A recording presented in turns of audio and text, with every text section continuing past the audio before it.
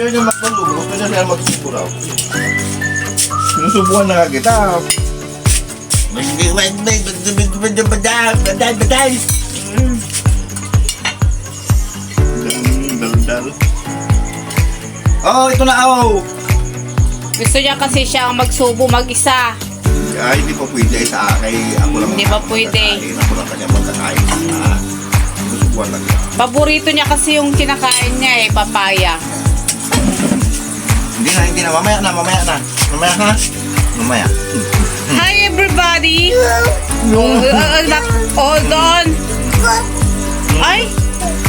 Yung tuko doon! Huwag mong guguloy ng kasi papelben. Opo.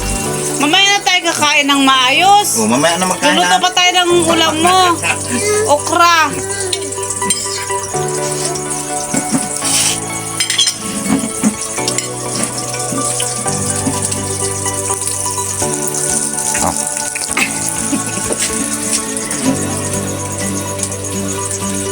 Ang sarap magkain na niya.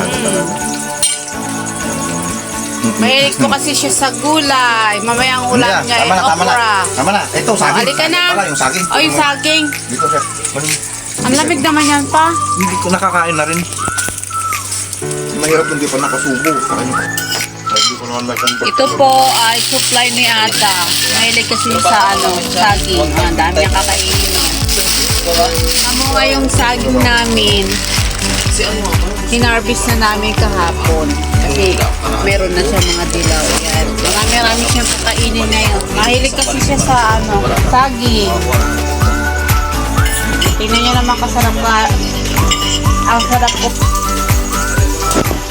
Ayan. Tingnan niyo naman. Ang sarap-sarap niya kumain.